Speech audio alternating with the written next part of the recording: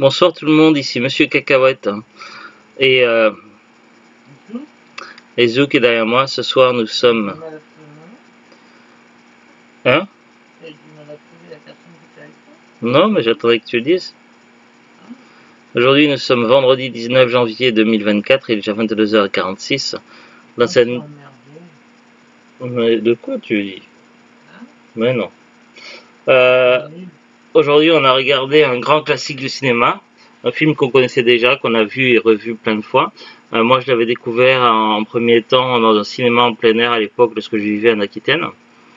Donc c'est un film qui est passé plein de fois à la télé, je l'ai vu et revu lorsqu'il passait à la télé. Et du coup donc il s'agit de Forrest Gump avec Tom Hanks. Donc là nous on a une édition spéciale collector. Donc édition spéciale collector, qu'est-ce qu'elle a de particulier? C'est qu'il y a deux disques. Le disque 1 c'est le film en format anamorphique widescreen, en français ou en anglais, sous-titré, etc. avec des commentaires de Robert Zemeckis, Steve Starkey et Rick Carter, et des commentaires de Wendy Fennerman. Le second disque c'est surtout pour documentaire à travers les yeux de Forrest Gump, la magie de maquillage, son à travers les oreilles de Forrest Gump, construire le monde de Forrest Gump, les effets visuels de Forrest Gump, le voir pour y croire, etc. Donc c'est que des bonus au deuxième DVD. Donc qu'est-ce que raconte l'histoire de Forrest Gump? Donc le film commence avec un monsieur assis sur un banc qui s'appelle Forrest, et lorsqu'il y a des gens qui viennent s'asseoir sur le banc pour attendre le bus, il leur raconte il parle de sa vie, raconte à tout drôle sa vie, comment ça a commencé de sa petite enfance avec ses problèmes orthopédiques, jusqu'à évidemment avec sa rencontre avec Jenny, la femme de sa vie, l'amour de sa vie, et évidemment après effectivement il a par rapport à d'autres enfants de son âge, il a quelques lacunes de manière intellectuelle, mais il compense par par quand même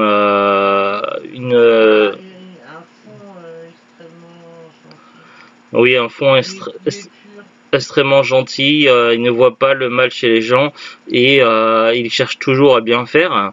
Donc Forrest Gump va avoir certaines qualités, comme par exemple qu'il va être doué pour la course, ce qui va l'amener à être footballeur lorsqu'il sera étudiant.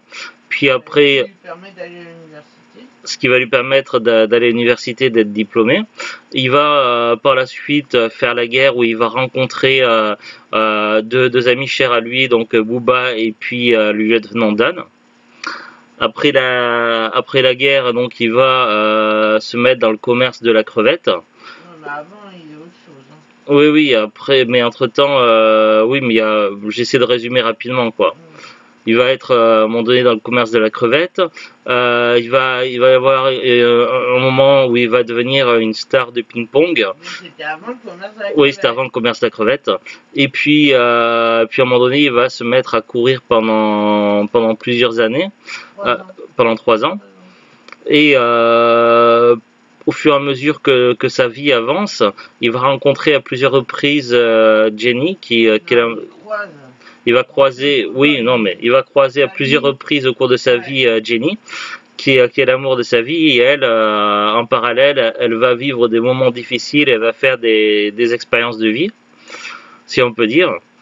Et du coup, en toute simplicité, donc notre ami Forrest va raconter tout ça aux passants, et jusqu'au moment où il va faire les retrouvailles avec Jenny, et poursuivre le cours de sa vie. Grosso modo, c'est ça l'histoire de Forrest, sans trop spoiler.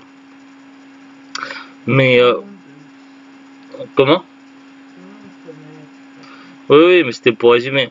Donc voilà, Forrest Gump, c'est vraiment une leçon de vie. C'est quelque chose, c'est un parcours incroyable qu'il traverse le héros. Et ça va pas toujours être facile, mais il va s'en sortir et réussir sa vie jusqu'à devenir quelqu'un de comment ça s'appelle que quelqu'un d'exemplaire, jusqu'à devenir quelqu'un d'exemplaire que tout le monde va respecter et finalement C'est resté humble. ouais, et finalement jusqu'à ce qu'il devienne un bon père de famille où il va prendre soin de son enfant. Grosso modo, c'est ça l'histoire. On va voir maintenant ce qui est écrit au dos au niveau du résumé. Ouais. Mais moi, Oui, Forrest Gump, pour moi, ça définit un style de. Pour moi, Forrest Gump, c'est un genre de film en lui seul. oui, c'est un film un petit peu unique. Non, mais comme je dis, je compare beaucoup des films à la Forrest Gump. C'est les films pour moi où on a beau les avoir vus 15 000 fois, puis on tombe dessus à la télé, et ben on reste dessus en se disant je veux pas regarder, j'ai autre chose à faire, et qu'en fin de compte on se laisse happer. Oui, c'est un film captivant qui C'est le film que j'ai vu 15 000 fois et que je me suis fait happer plusieurs 15 et 000 fois. même si on connaît le scénario, on le regarde toujours d'un bout à l'autre Ouais, pour voir le destin des personnages. c'est le film, voilà. La vie, c'est comme une boîte de chocolat, on ne sait jamais sur quoi on va tomber. Tom Hanks est merveilleux dans ce film culte qui a touché le cœur de milliers de spectateurs. Des milliers, des millions. Oui, mais enfin, là, je lis ce qui est marqué. Forrest Gump est le symbole d'une époque, un candide dans une Amérique qui a perdu son innocence. Ce film a remporté 6 Oscars, dont celui du meilleur film, du meilleur réalisateur Robert Zemeckis et du meilleur acteur Tom Hanks. L'histoire se passe dans les années 70, à l'époque de la guerre du Vietnam, pour info. On va regarder. Ouais, il n'y a Si, pas que des années 70. oui, mais pour centrer un petit peu l'époque. Ben, dans les entre 60 et 80. Hein. Oui. Alors, on va voir maintenant ensemble la fiche Wikipédia. J'ai perdu le curseur de la souris. Là, c'est bon. Alors, Forrest Gump est une comédie dramatique américaine réalisée par Robert Zemeckis, sortie en 1994. Il s'agit d'une adaptation du roman du même nom de l'écrivain Winston Groom, paru en 1986. Le film relate la vie mouvementée de Forrest Gump, incarné par Tom Hanks, un simple d'esprit originaire de l'Alabama qui se retrouve impliqué, le plus souvent involontairement, dans les principaux événements qui marquent l'histoire des États-Unis entre les années 50 et les années 80, Forrest en étant même parfois l'instigateur. Le film a été distingué par 6 Oscars lors de la cérémonie de 1995, dont ceux du meilleur film, du meilleur réalisateur pour Robert Zemeckis et du meilleur acteur pour Tom Hanks. En 2011, le film est sélectionné par la National Film Registry de la Bibliothèque du Congrès pour y être conservé en raison de son intérêt culturellement, historiquement ou esthétiquement important. Alors, je vais pas lire le synopsis, tout ça, parce que ça raconte toute l'histoire. Budget 65 millions de dollars. Durée 142 minutes. Sortie aux États-Unis le 6 juillet 1994, en Belgique et en France le 5 octobre 1994. Classifié PEGI 13 aux États-Unis, accord parental recommandé, film déconseillé au moins de 13 ans. Tout public en France. Casting Tom Hanks. Pourquoi les conseillers moins de 13 ans? C'était un choix pour les États-Unis. C'est peut-être les scènes de guerre, mais il n'y en a pas énorme.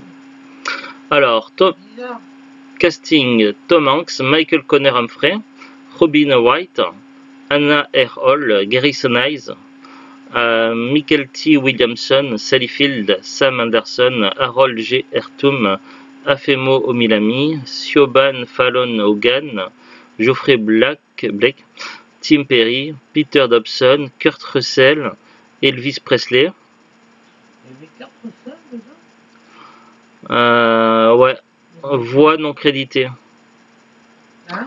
Voix non créditée. D'accord, c'est une voix non créditée. Donc du coup, c'est normal que je l'ai pas reconnu. Mary Ellen Trainor, Eli Joel Osment, Maria Sucharetsa et Michael Jess. Bon, après ça parle d'attribution de rôle, tournage, effets visuels, musique. Il y a des musiques facilement reconnaissables, des classiques. Après disque 1, disque 2, accueil critique. Sur Rotten Tomatoes, il parle d'un score de 71%, ce qui est plutôt pas mal. Sur Metacritic, une moyenne de 82 sur 100. Après, il y a eu des récompenses, des Oscars, Golden Globe, BAFTA, Saturn Award, People's Choice Award, pas mal de nominations également. Après, il y a des analyses qui parlent des événements de l'histoire américaine abordés dans le film. Donc là, c'est un petit peu long, il y a beaucoup de choses. Donc je vais passer à côté. Il y a également quelques anachronismes. Lorsque Forrest et Booba arrivent au Vietnam par hélicoptère, on peut entendre la chanson Fortunate Son du groupe Creedence Clearwater Revival. L'action se passe alors en 66, alors que la chanson n'est sortie qu'en 69. En revanche, les autres chansons entendues durant cette période du film suivent bien la chronologie du temps puisqu'elles sont sorties entre 65 et 67, à l'exception de Hello I Love You des Doors et Mrs. Robinson par Simon Garfunkel qui sont sortis un an plus tard. Également comme anachronisme, lorsque Forrest reçoit une lettre de la société Apple dont il est devenu actionnaire majoritaire, la lettre est à la date de 75 et comporte le logo représentant la pomme multicolore. Or ce logo n'a été créé qu'en 77, soit 2 ans plus tard. Celui de 75 étant censé représenter Isaac Newton sous un pommier. Par ailleurs, la société se nommait à l'époque Apple Computer Co. Après, il y a d'autres anachronismes, je vois, mais je ne vais pas tout lire, sinon ça va être un peu long. Il y a des références également autour du film. Projet de suite, apparemment.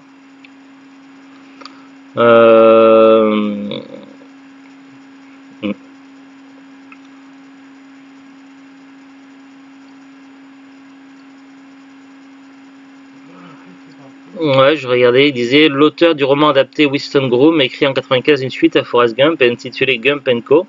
Donc il y a eu vraiment un livre avec une suite. De son côté, Eric Ross écrit un scénario pour faire suite au film, mais peu lié au roman de Groom, dans lequel Forrest Gump doit faire face à son fils atteint du sida et témoin de l'affaire O.J. Simpson et de l'attentat d'Oklahoma City et danse avec la princesse Diana. Le scénario est finalisé le 10 septembre 2001, juste à la veille des attentats du 11 septembre. Zemeckis, Hanks et Ross indiquent que le film n'a alors plus de raison d'être. Voilà. Le projet de film est tombé à l'eau à la suite des attentats du 11 septembre, apparemment. Ouais, le synopsis donnait pas spécialement envie. Après, il disait que ça suivait pas le scénario du livre, donc faut voir de quoi parlait réellement le second livre de l'auteur. Donc nous, le DVD, c'est un DVD acheté d'occasion, donc édition collector, acheté sur Facebook, on a dû le payer dans les 1 euro, truc comme ça. J'ai regardé un petit peu sur internet, le DVD ne semble plus être commercialisé. Si on va sur Amazon par exemple, il y a plusieurs offres, mais c'est pas Amazon qui vend, c'est pas Expédié vendu par Amazon, c'est d'autres vendeurs. Donc voilà, il y a eu plein d'éditions DVD, des éditions Blu-ray, mais le DVD semble plus commercialisé. Donc du coup, je suis allé sur Rakuten. Et là c'est pareil, je vois plusieurs éditions. Par exemple, pour une édition qui ressemble à la même que celle que l'on a, là, la collector, je vois qu'elle est trouvable neuf sur Rakuten à partir de 27,17 €, ce qui est un petit peu cher quand même, et d'occasion à partir de 3,41 €, ce qui est déjà plus raisonnable. Après, il y a plein d'éditions différentes, et c'est un DVD qui s'est beaucoup vendu, donc on peut le trouver facilement sur le marché de l'occasion, que ce soit dans les magasins de type cash ou dans les brocantes. Il y a moyen de le trouver à des prix corrects sans avoir forcément à payer les frais de port d'internet. Donc voilà, ça vous donne un petit peu une idée du prix et puis de la cote qui me semble être quand même relativement courant pour le DVD. Oui, un film incontournable et qui passe presque tous les ans à la télé. Hein. Ouais. Encore aujourd'hui. Il passe encore à la télé alors qu'il est 94. Ouais. Donc voilà. Sur ce, donc je vous dis à très bientôt. Passez un bon week-end et au revoir. Au revoir.